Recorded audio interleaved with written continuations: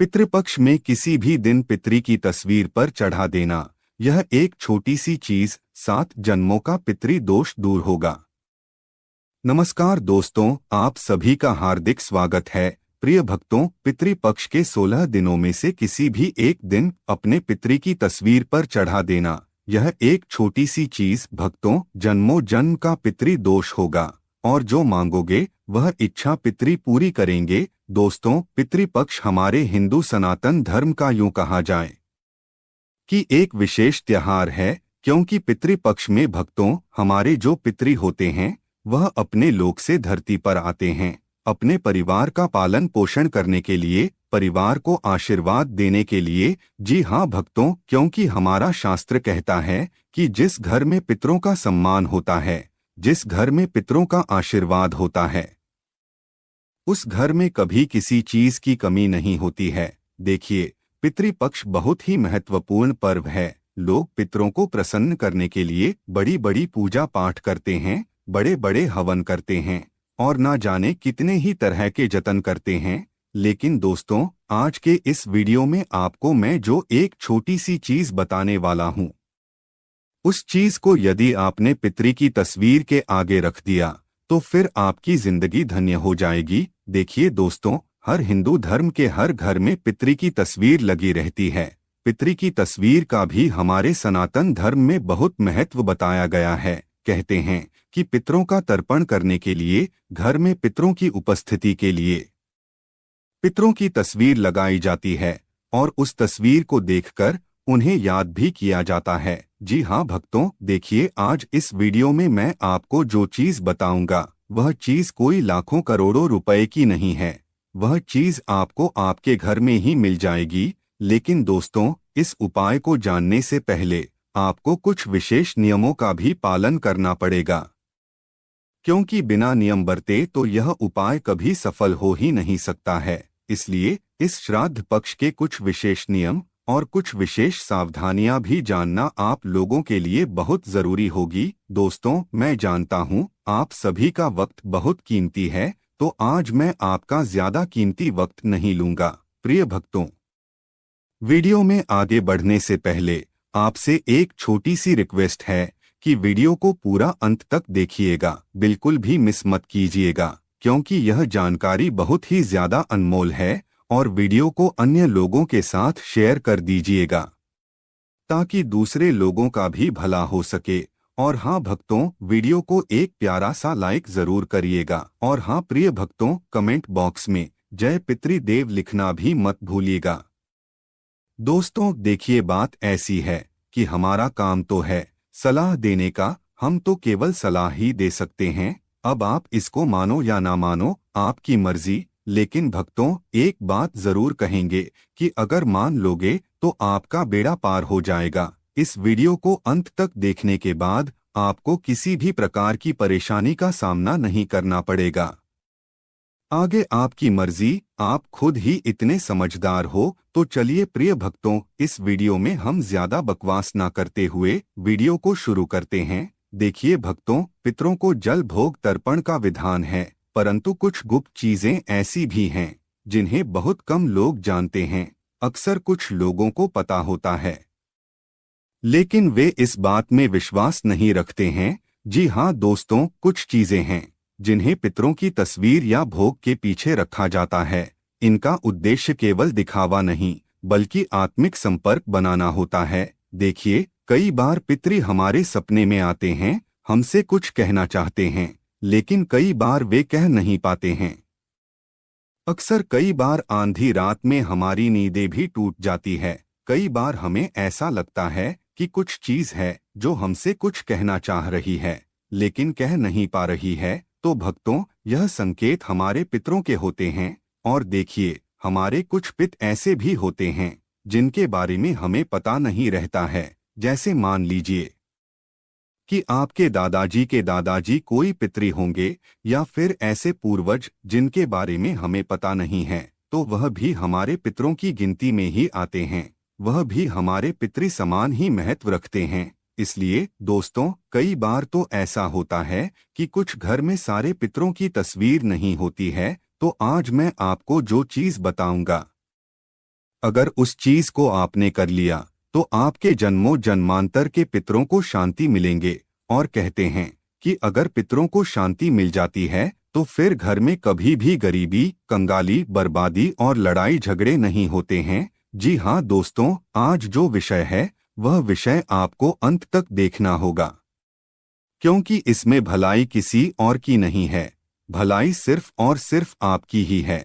गाय को रोटी देना, कुत्ते को रोटी खिलाना, पीपल में जल अर्पण करना, यह सब उपाय तो आपको कई लोगों ने बता दिए होंगे और इन सब उपायों के बारे में आप आसानी से जानते भी होंगे। लेकिन भक्तों, जो चमत्कारी और सिद्ध चीजें मैं आपको बताने वाला हूँ वह चीज आप आज ही जाकर लेकर आइएगा। जी हाँ भक्तों, देखिए, प्राचीन काल से ऋषि मुनियों के समय से काले तिल को बहुत ही शुभ माना गया है।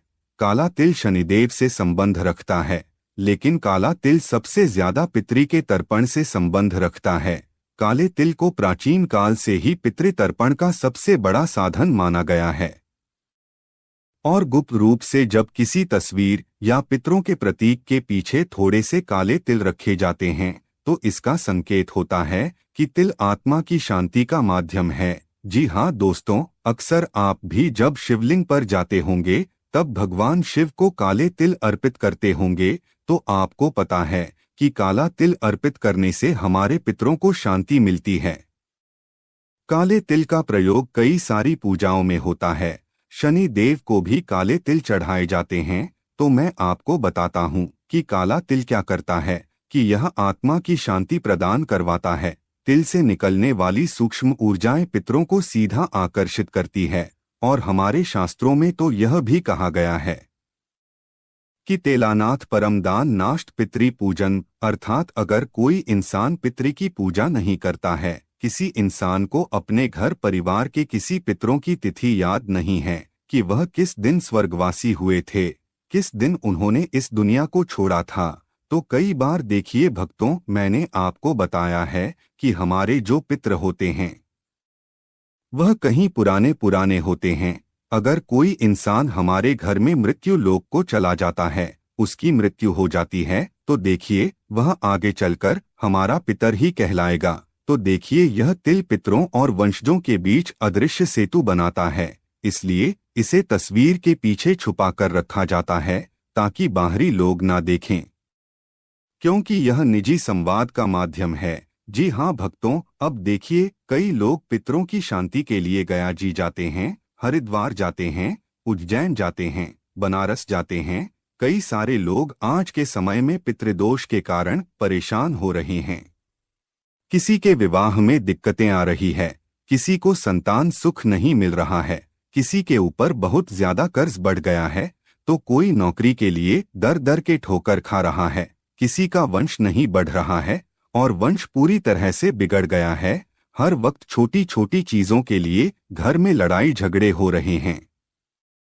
कोई एक दूसरे से प्यार से बात नहीं करता है, मान सम्मान नहीं करता है। जी हाँ दोस्तों, देखिए, हमारे इस शास्त्र में सिर्फ एक ही नहीं बल्कि ऐसी कई सारी चीजें बताई गई हैं जो पितृदेव से संबंध रखती है और पितरों की तस्वीर के पीछे छुपाई जाती है, तस्वीर के आगे रखी जाती है, भोग में अर्पित की जाती है। अब देखिए भक्तों कि पितृपक्ष के 16 दिनों में जो हमारे पितृ होते हैं, जिस तिथि को उनका देहांत होता है वही तिथि पितृपक्ष की तिथि में आती है। तो उस दिन हम उन्हें याद करते हैं, उनके नाम का खाना निकालते हैं, उन्हें भोग लगाते हैं और उनका तर्पण भी करते हैं, उनका आशीर्वाद पाने के लिए।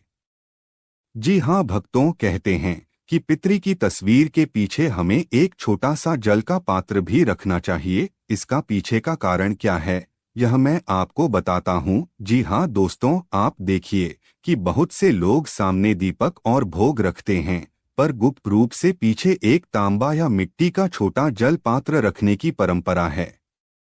जल पितरों के लिए आत्मिक पथ का ईंधन है, क्योंकि जल के बिना इस जीवन में कुछ भी संभव नहीं है। जल के बिना ना भोजन होता है और जल के बिना ना जीवन होता है। भक्तों, जल को आत्माओं का आहार कहा गया है, क्योंकि अगर हम कोई भी पूजा कर रहे हैं, अगर हम किसी देवी देवताओं को भोग लगा रहे हैं, पितर को भोग लगा रहे हैं, किसी भी चीज को भोग लगा रहे हैं तो देखिए, जल का होना बहुत जरूरी है, क्योंकि बिना जल के कोई भी भोग पूर्ण नहीं होता है। देखिए भक्तों, जल की तरंगे पितरों को सहजता से यहाँ आने का मार्ग देती है, क्योंकि कहते हैं कि पितृ भी धरती लोक पर तभी आते हैं जब उनके वंशज उन्हें याद करते हैं, उन्हें बुलाते हैं, तभी यमलोक से पितृदेव को धरती लोक पर भेजा जाता है। भक्तों, कहते हैं कि जिस घर में पितरों का सम्मान नहीं होता है, हर वक्त पितरों को गालियां दी जाती है, हर वक्त पितरों का अपमान किया जाता है,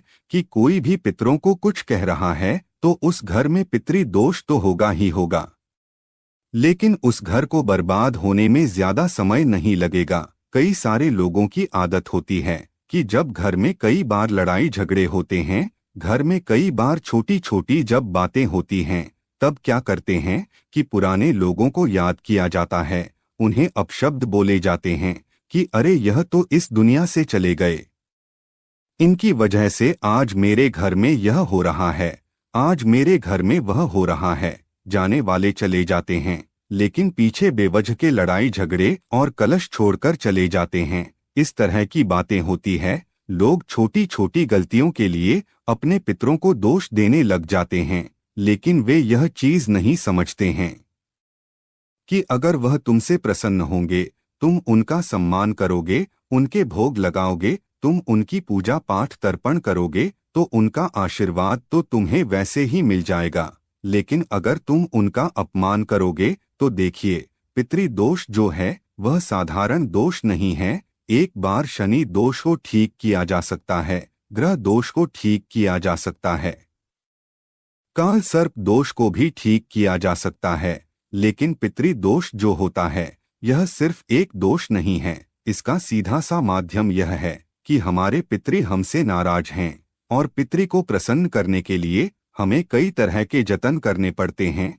कई लोगों को ऐसा लगता है कि अरे वह तो हमारे पितृदेव है, हमारे पिता समान हैं, वह तो हमसे जल्दी ही मान जाएंगे, अगर हमसे नाराज होंगे तो उनका आशीर्वाद हमें मिल जाएगा। लेकिन देखिए, किसी इंसान को अगर आप बार बार तकलीफ देंगे, किसी इंसान का बार बार ठेस पहुंचाएंगे, जबकि वह इंसान इस दुनिया में है ही नहीं, तो उस इंसान को कितना बुरा लगेगा। भक्तों, हमेशा ध्यान रखिएगा कि जो इंसान इस दुनिया में नहीं है, कम से कम उसके लिए तो आपको बुरे और अपशब्द नहीं बोलना है। जी हाँ भक्तों, देखिए, गुप्त मान्यता है कि जब पितृ का तर्पण किया जाता है, श्राद्ध किया जाता है, पितृ को भोग लगाते हैं, उसमें दो चीजें सबसे आगे और प्रथम रखी जाती है, वह है चावल और गुड़। जी हाँ दोस्तों, चावल शांति और पवित्रता का प्रतीक होता है। कोई भी पूजा हो, कोई भी भोग हो, उसमें भात अवश्य बनाया जाता है। क्योंकि देखिए, चावल को शांति और पवित्रता माना गया है। भगवान शिव की शिवलिंग पर भी लोग चावल अर्पित करते हैं। कोई भी पूजा हो गई, छोटी से छोटी या बड़ी से बड़ी, तो उसमें चावल का प्रयोग जरूर किया जाता है, क्योंकि अक्षत के बिना कोई भी पूजा अधूरी मानी जाती है। और गुड़ मिठास और प्रेम का प्रतीक है। देखिए दोस्तों, जब इन्हें तस्वीर के पीछे रखा जाता है तो यह संकेत होता है कि हम अपने पितरों से केवल आशीर्वाद ही नहीं, बल्कि मधुर रिश्ते की निरंतरता भी चाहते हैं। क्योंकि अगर पितरों से तुम्हारे संबंध मजबूत होंगे, पितरों से तुम्हारे संबंध बहुत अच्छे होंगे, तो देखिए, पितृ तुम्हें कभी किसी चीज के लिए नहीं सताएंगे। हर छोटी से छोटी और हर बड़ी से बड़ी चीज तुम्हारे कदमों में लाकर रख देंगे। तुम्हें कभी इधर उधर भटकना नहीं पड़ेगा, तुम्हें कभी रोना नहीं पड़ेगा, क्योंकि पितरों से संबंधों को मजबूत बनाना बहुत जरूरी होता है, क्योंकि उनके आशीर्वाद के बिना इंसान कुछ भी नहीं है। देखिए, कई लोग कुल देवी देवताओं को और पितृ देवताओं को एक समान मानते हैं, लेकिन देखिए, पितृ देवता अलग होते हैं और कुल देवी देवता अलग होते हैं। पितृ देवता कौन होते हैं? जो इस दुनिया में नहीं है, जो यमलोक में पधार गए हैं, हमसे बिछड़ गए हैं, हमसे हमेशा हमेशा के लिए दूर हो गए हैं, उन लोगों को देखिए, पितृदेव कहा जाता है। और कुल देवी देवता कौन होते हैं? कि हमारे जो पुराने लोग थे, हमारे जो बड़े बुजुर्ग थे, दादाजी के पिताजी या दादाजी के दादाजी, ऐसे पवित्र और पूर्वज लोग जो हम हमारे जन्म होने से पहले ही किन देवताओं की पूजा करते आ रहे हैं, तो वे जानते हैं कि हमारे कुल देवी या हमारे कुल देवता कौन है। कुछ लोगों के कुल देवता भैरू जी होते हैं, कुछ लोगों के कुल देवता माता जी होती हैं। तो देखिए, पितृदेवता और कुल देवताओं में भी बहुत फर्क है, क्योंकि कुल देवी देवता तो आज भी इस धरती पर विराजमान है, जो हमारे घर की रक्षा करती है और हमारे घर में हमेशा निवास करते हैं। अक्सर आप भी अपने घर में अपने किसी कुल देवी देवताओं की तस्वीर लगाकर रखते ही होंगे। बहुत सारे घरों में अक्सर ऐसा देखा गया है कि लोग कुल देवी देवताओं की तस्वीर रखते हैं, पितृदेव की तस्वीर रखते हैं। लेकिन यह सवाल कई सारे लोगों के मन में आता भी होगा कि गुरुजी, क्या पितृदेव और कुलदेव समान है? लेकिन यह दोनों अलग अलग है, क्योंकि पितृदेव तो दुनिया में नहीं है, लेकिन उनका एक अंश हमारे साथ आज भी मौजूद है और हमें यह एहसास दिलाता है कि पितृ हमसे नाराज है या पितृ हमसे प्रसन्न है, और कुलदेवी देवता तो अलग चीज है। साथ ही दोस्तों देखिए, पितृपक्ष केवल पूजा पाठ का पर्व नहीं है, पितृपक्ष केवल पितरों की शांति दिलाने का पर्व नहीं है, बल्कि हमारे और हमारे पूर्वजों के बीच संवाद का माध्यम है। पितृपक्ष में कई सारे पितर अपने वंशज में सपने भी देते हैं, अपने वंशज को संकेत भी देते हैं। देखिए, तस्वीर या भोग के पीछे रखे गए तेल, धूप, जल, गुड़, चावल, लौंग और सफेद फूल, यह सब दिखावे के लिए नहीं, बल्कि आत्मिक पुल बनाने के लिए होते हैं। जब हम इन गुप्त वस्तुओं को श्रद्धा से रखते हैं, तो हमारे और पितरों के बीच एक आत्मिक बंधन सुदृढ़ होता है, और यह बंधन हमारे जीवन में शांति और समृद्धि की सुरक्षा लाता है। दोस्तों देखिए, पितरों को गुप्त चीज चढ़ाने का रहस्य क्यों है? प्रश्न उठता है कि यह चीजें खुले में क्यों नहीं रखनी चाहिए। कारण यह है कि पितृ पूजा प्रदर्शन के लिए नहीं होती है। जब कोई वस्तु तस्वीर के पीछे रखी जाती है, तो उसमें ना दिखावा होता है, ना अहंकार होता है, उसमें सिर्फ आत्मिक सुकून और आध्यात्मिक प्रेम होता है। देखिए दोस्तों, यह पूरी तरह आत्मिक और गुप्त भक्ति है, इसे लोगों को नहीं दिखाना चाहिए। कई सारे लोग क्या करते हैं कि पितरों के नाम पर बड़े बड़े पूजा पाठ के आयोजन करवाते हैं, कथाओं का आयोजन कराते हैं। पितृ कभी दिखावे से प्रसन्न नहीं होंगे, पितृ प्रसन्न होंगे तुम्हारे मन के द्वारा किए गए पापों की माफी मांगने से। देखिए भक्तों, पितरों को कभी भी हमें नीचा दिखाने का प्रयास नहीं करना चाहिए, पितरों को हमेशा सबसे ऊपर रखना चाहिए। और आप सभी को बता देते हैं कि पितरों का आत्मिक संबंध कैसे है। जब कोई वंशज श्रद्धा से किसी वस्तु को पितरों को अर्पित करता है, तो उस वस्तु से निकलने वाली तरंगे सूक्ष्म लोक तक जाती है, और पितृपक्ष के समय आत्माओं का मार्ग खुला होता है। आत्माएं धरती पर आती है और धरती से वापस जाती है, इसलिए वे इन तरंगों को तुरंत ग्रहण करते हैं।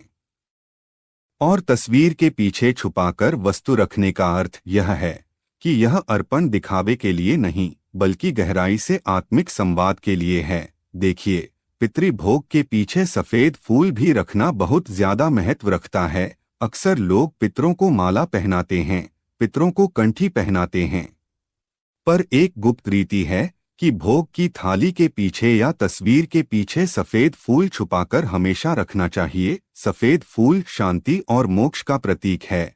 यह संकेत है कि हम पितरों की आत्मा को परमधाम की ओर अग्रसर देखना चाहते हैं। हम नहीं चाहते हैं कि हमारे पितरों की आत्मा इधर उधर भटकते रहे।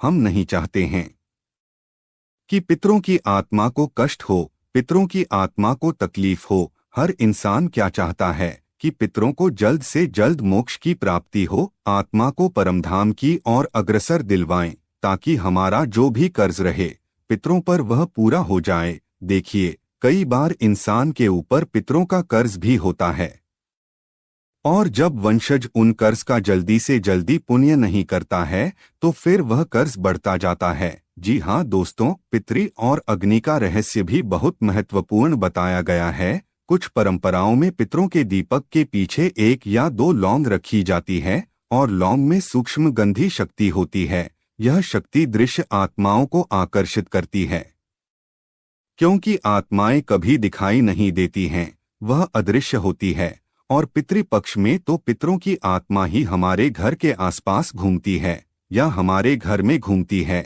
छत पर घूमती है, किसी रूम में घूमती है। देखिए दोस्तों, जब दीपक के पीछे लौंग रखी जाती है तो लौंग की कंपन आत्मिक लोक तक पहुंचती है। और साथ ही बता देते हैं कि पितरी के पीछे हमें हरी धूप यानी कि हरियाली घास रखने की भी मान्यता बताई गई है। आपने देखा होगा किस श्रद्धा या तर्पण में डूब घास का प्रयोग होता है। यह घास गणेश पूजन में भी अनिवार्य है, परंतु यह गुप्त परंपरा है कि पितरों के भोग की थाली के पीछे 1-2 धूप की डंडियां रख दी जाती है। क्योंकि धूप का अर्थ है अमरता और निरंतरता। धूप हमेशा बढ़ती रहती है। जिस घर में धूप से पितरों को याद किया जाता है, वहां वंश की जड़ कभी सूखती नहीं है। बहुत गहरी बात है दोस्तों कि अक्सर वंशों के बीच में लड़ाई झगड़े क्लेश होते हैं, तो ध्यान रखिएगा कि जिस घर में दूब से पितरों को याद किया जाता है, वहां वंश की जड़ कभी सूखती नहीं है। क्योंकि दूब का हरा रंग पितरों को यह संकेत देता है और यह संदेश देता है कि उनकी वंशज पीढ़ी अभी भी जीवित है और प्रगतिशील है। तो दोस्तों, आज इस वीडियो में हम आपके लिए जो उपाय लेकर आए थे, वह उपाय कोई साधारण नहीं थे। उन उपायों को आपको सच्चे मन से और सच्ची श्रद्धा से करना है। प्रिय भक्तों, आपको यह वीडियो कैसा लगा, हमें कमेंट में जरूर बताएं। अगर आप माता लक्ष्मी के सच्चे भक्त हैं, आप माता लक्ष्मी का प्रेम प्यार आशीर्वाद पाना चाहते हैं और चाहते हैं कि माता लक्ष्मी का आपके घर में वास हो। दोस्तों, यह तमाम जानकारी जनरुचि को ध्यान में रखकर दी जा रही है। ज्योतिष और धर्म के उपाय और सलाहों को अपनी आस्था और विश्वास पर आजमाएं। वीडियो का उद्देश्य मात्र आपको बेहतर सलाह देना है। इस संदर्भ में हम किसी प्रकार का कोई दावा नहीं करते हैं। दोस्तों, वीडियो अच्छी लगी हो तो लाइक और सब्सक्राइब जरूर करें। धन्यवाद।